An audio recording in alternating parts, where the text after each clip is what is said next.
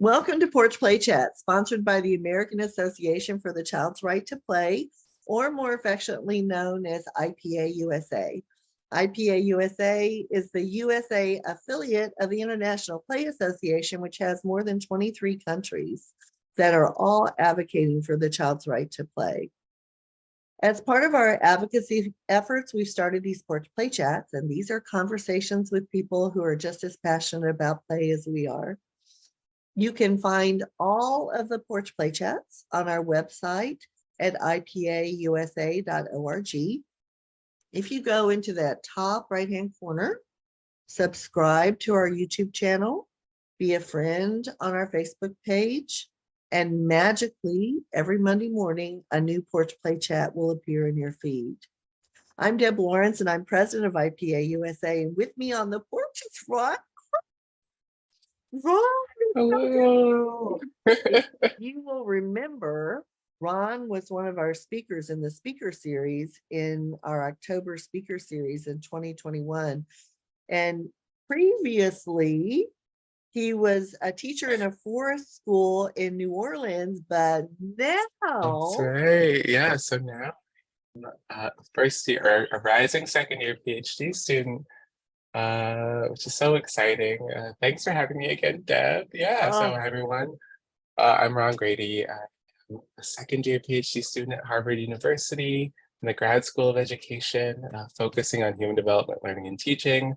Still very much grounded in early childhood. I miss the daily life of the classroom every single day, as I think many of us would and do.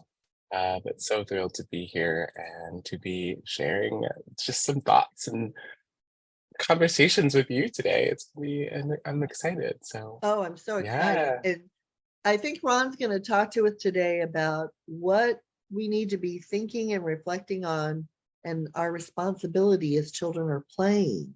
So well said. So well said. Yeah, I think that, I've sort of tentatively titled this chat, Learning from and with Children Through Play. And, I think that as early educators, as all of us know who are listening to this, right, play is so essential. But I think one thing that has been really on my mind a lot recently is sort of what do we learn from children as they're playing? Like, how do we take what we see children doing and use that not only as something to speak to many of the standards that are out there in the world, not only something that speaks to, the developmental milestones, all of which are important, but like, how do we like use play to know what children are like? What are their priorities, right? What do they want from their life as young human beings, as small humans, right? It's so, so important, and something that has just been, especially just as I've like gone back and had more time now to sit and think with books and words and more than I have in recent years. Just like, how are we really connecting all these dots, right?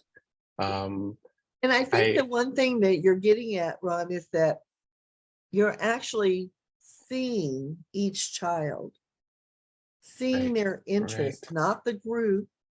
Right. But what is it that they're passionate about? Yeah. Yeah. And go ahead. And what are their interests? Yeah. Yeah. I feel like it's so interesting, Deb, because I feel like maybe I'll start with like a little story, I guess. Kind of how this all got started for me, really. So I was doing an observation in a really beautiful classroom in a wonderful school, right in Cambridge, probably in December. And, I was working with a child at a table. He was writing letters to someone's baby, a baby in his family or friend group, right? And I was like, oh, this is really sweet. So we were sitting there, I was helping him through that. And then out of the corner of my eye, in a room directly off of the classroom, is there's a group of 3 children who are talking together, kind of in like a hushed whisper, right? They're in a spot called the cozy room, which is supposed to be, of course, right, a place where you go to be calm, you go to be cool, you go to be collected. And it's great that we have those spaces, but these children were obviously up to something a little bit different. And so within about 10 seconds of me sort of catching them catching my attention, I noticed that like a cushion starts to fly through the air. Someone's rolling on their back and kicking up in the air. There's laughter there. hitting back and forth, all like very joyfully, and just, really taking this space that we have as adults, Mark, to be cool, cozy, calm, collected, and kind of turning it on its head, right? And probably for about 30 seconds, that play continued, and I was just sort of looking on, smiling, like just, I didn't really make myself known. And then, of course, and again, I say this all with love. I think these teachers are phenomenal, were phenomenal, are amazing. The teacher comes in and is like, hey, let's cool it down a little bit, right? Let's take it down a notch. The cozy room is for a specific sort of, right? The cozy room is to be cozy, to be calm, right? And while I understand, like, yes, that teacher had their own priorities, and that's perfectly fine, but it really got me wondering, like this place that we have all our ideas about, the children have vastly different ideas about what it means to engage in this space, what ideally should happen in this space. And I think that through that play, if we had, stuck with that, right, we could have learned so much more. They might have led us down an entirely different path. And so, I'm just so fascinated by that. And I think that as early educators, it is our job, like you're saying, to be attentive to see, are children interested in the relationship? Are they interested in the high volume play? Are they interested in the, you know, just like where are their interests lying? And I think it also has to do with relationships as well, right? And I know I'm rambling and jumping back and forth, but I think that we can all sort of get to start to understand, right? Like these children have these ideas, and how do we take, for example, that play, and then where do we build on it, right? How do we yes and the play, right? And I just think that is so fascinating and so important, and something that has become just even more present to me as I've spent time not only in my own classroom, but in the past year, really, between different classrooms and in different spaces, more than ever before, you know?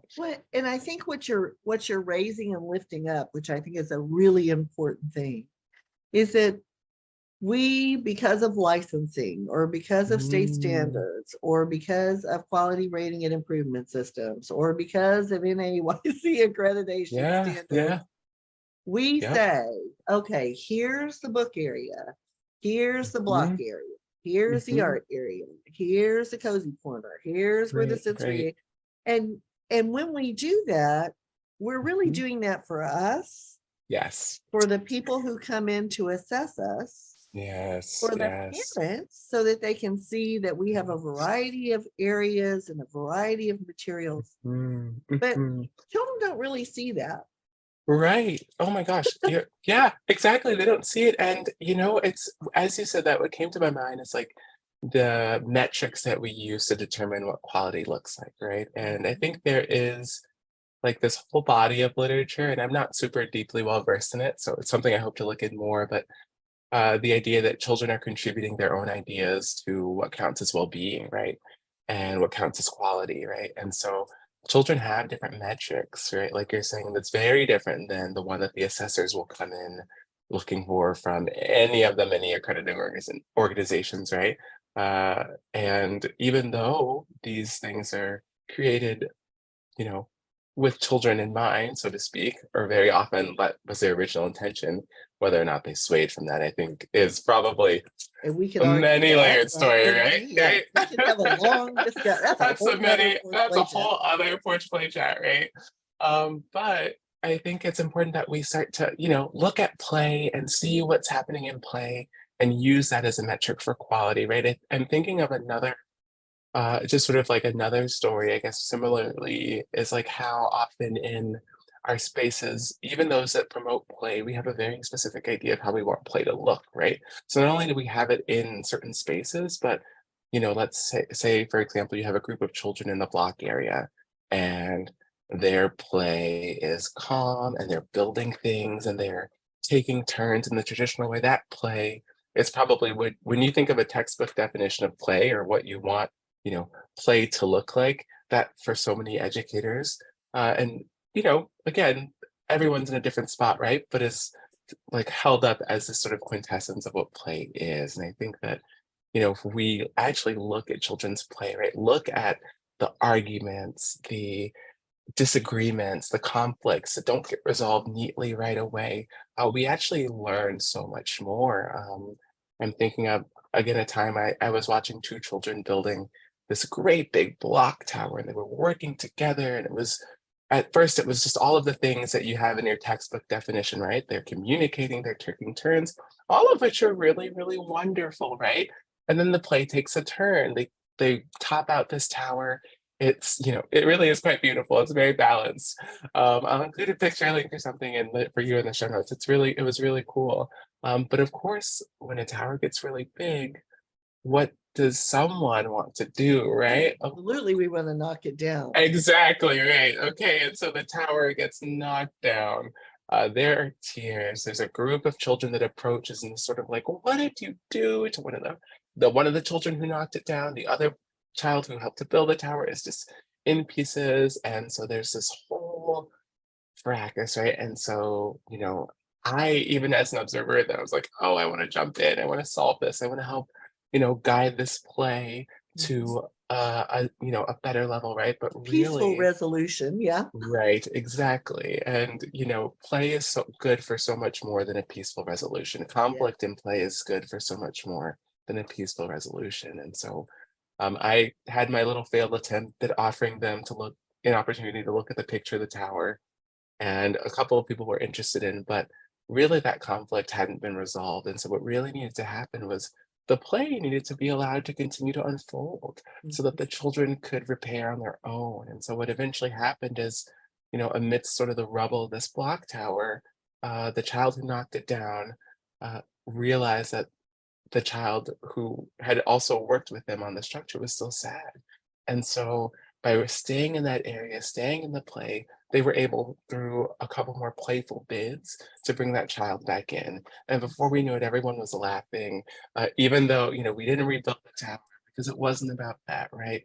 It was about, hey, how do we move within and hold, I guess, in tension, all of these different dimensions of what it means to play? And I just think that is so beautiful. And I hope that's just like touches someone somewhere, right? Like, even when it doesn't look like we think, it can be beautiful. And um, just one more piece. Sorry, there's so many thoughts on Oh, this. so many We have thoughts. so No, many and this is times. wonderful because I think what Um, you said before you move to the second one, I want to yeah, just put some more yeah, emphasis on something that yeah, you said.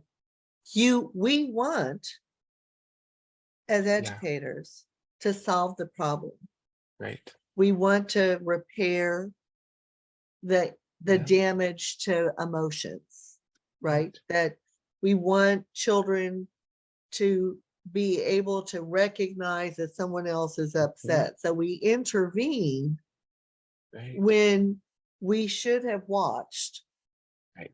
because Yes, if they've been yes. in the classroom and you've done conflict resolution things, they're they're going to use those techniques. It just takes them a little bit longer to get there.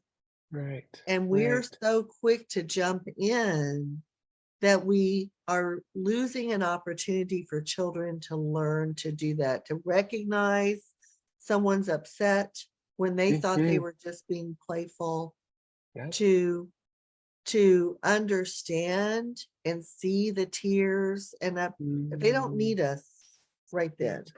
right, right. And so So I well think said. that's such an important piece. And then I want to add one more thing before you tell the next Yeah, story, because these are yeah, wonderful. Again, when we walk into a program and we have all these beautifully arranged, hopefully lots of loose parts, aesthetically of pleasing, course, of lots course. of choice for children, and we give them the time to explore and discover on their own without any restrictions, right? I think we get Mhm, really offended when they want to take something from dramatic play and put it in the sensory table, when again yeah, they don't see those boundaries that we've created, and they have yeah. something in their head that they want to use that material for, and we disrupt that Mm, play because we say, oh mhm, no, you that belongs in dramatic play, instead of saying, when you're done with it, make sure you take it back where you got it from, right? And you don't even need to mhm. do that until Yeah, they're done. right. And so, Yeah, I think I don't know, you spend an inordinate amount of time planning your environment, and I get that. But you don't need to have that much ownership of it, because once you've planned it, you did it with the intention that children would move freely in that environment and be able to explore and discover.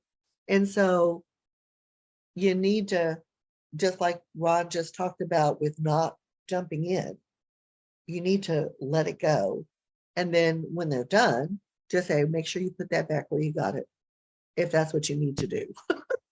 Absolutely. Oh, I love that, Deb. I feel like you're hitting to just like this idea of what's coming to my mind is like sort of a map, and there's so many different routes, right? And we have really, like as adults, we often carve out the single route, the single path in our mind about how to get from point A to point B or C. And what the children are doing is they're taking all of these different routes through play, right? We can learn new ways, different ways, getting somewhere efficiently, so to speak, to extend the metaphor, right, isn't always the child's priority. Maybe they don't want to get to resolution through the steps that we had. Maybe they don't want to get to relational connection through keeping the things in the same place. Maybe they have a different idea and it's all right, right? We have to be open to traveling with children along like the currents that their play takes, and really strapping in for when it gets a little bit uncomfortable for us also. And when that play goes against something that even, in our school's mission statement or in our classroom agreements, like maybe pushing the envelope a little bit or a lot, right? Because I think that's true participation when you really think about it, right? Giving everyone room to do the things in the way that comes naturally to them.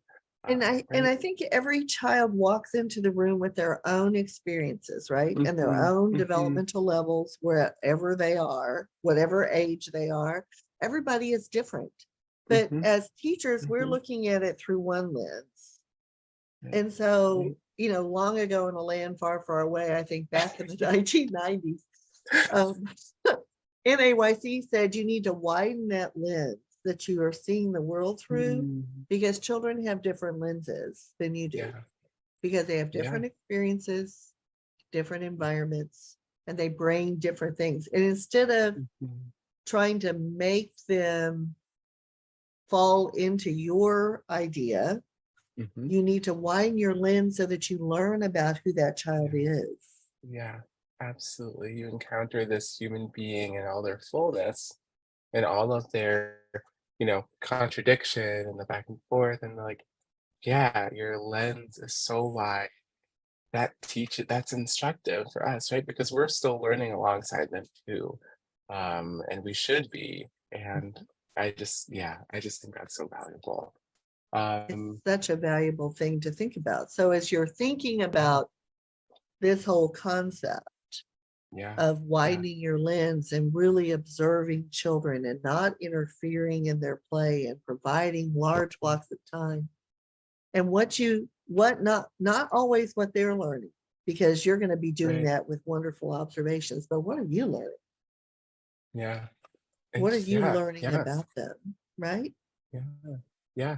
So And so that's you so want to tell the other fascinating. Yeah. story that I interrupted you in? I'm sorry. Yeah, no, no, no, no, no. It's okay. It's okay. I just thought I feel like we could talk about anything and everything and all. So this is great. I think, the last thing that was really coming to my mind was actually another situation in the cozy room. There were three friends in there. One was at the light table. Two were playing this game where they were fairies back and forth, running, looking at a mirror, and then running back toward the other side of the room, running to the mirror, twirling, all of the wonderful things. And I was sitting at the light table, kind of working with the child there, and then also just sort of keeping an eye on the other two. And at some point, of course, the inevitable happens, and we know that children bonk together and someone's hurt. And so, okay, there's a little pout, there is that, right? And again, what the instinct is to sort of get in, to break things down, to make this some sort of instructive moment, right?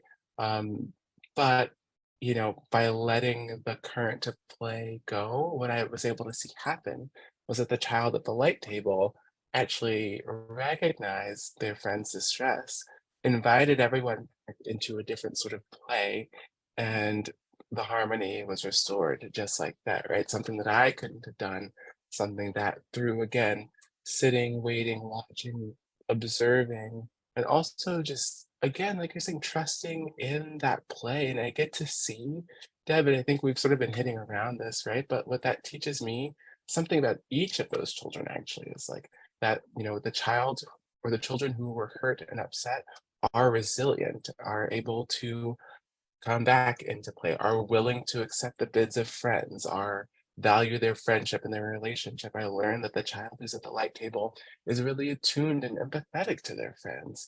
Even if they weren't, ostensibly listening, I learned that they have a desire for their friends to feel good and feel happy, right? And, those are the sorts of things then that can become over time and with various discussions, children and colleagues, but enshrined in your classroom practice as well, right? Like that would be really cool. And Had I isn't had, that more time, right? and isn't that what we want them to do? Yet Yeah, exactly. we want them to learn to resolve conflicts. We want them to Right. demonstrate empathy. We want them to help other children, Yeah. Vygotsky at work, right? Yeah. Yeah. They're learning from peers more Yeah. than they learn from us. And so Totally. I think you've raised such amazing points about being reflective as a teacher and not Mhm. necessarily focusing on what children are learning, but focusing on what you're learning. Oh, yearly. Yeah, absolutely. Absolutely. Trusting that the children are going to learn through their process and think about what have from this? What have I gotten about this? And what have I learned that I can take forward as I continue to engage with the same groups of children, but also future groups of children? Where do, what am I learning about childhood, generally speaking?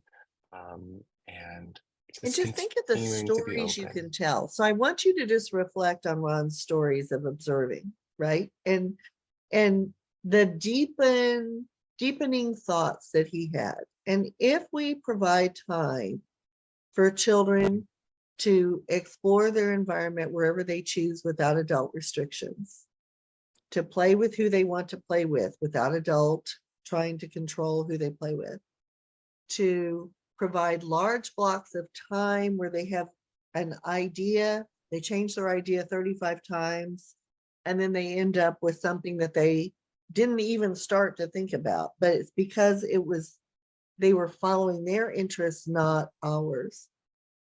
If we think about providing that kind of access to play in our classroom, then think about what you don't have to be doing. You don't have to be hurting children. Mhm. You don't have to be transitioning them constantly and continuously. Yeah. You Yeah. can observe them and learn who they are as people. And Mhm. that, I think, just Mhm. think of the stories you can tell families about their child. Think about how that Oh will gosh. build a strong relationship with that family. Mhm. Think about how you can say, I didn't know he was interested or she was interested in this, but I really watched what was happening today. Our parents are going to be so appreciative of your insight into who their child is. And so it makes Absolutely. working with families easier because you understand the child. It makes working with the child easier. Your day will be so much better. So think about what Mhm. Ron has talked about. Ron, of course, Mhm. this has been amazing and way too short, but I'm going to Thank close this out. you. Don't Oh go my anywhere. gosh. So to Yes. learn more Okay, about okay. IPA USA, please visit our website at ipausa.org. And until next time, keep on playing.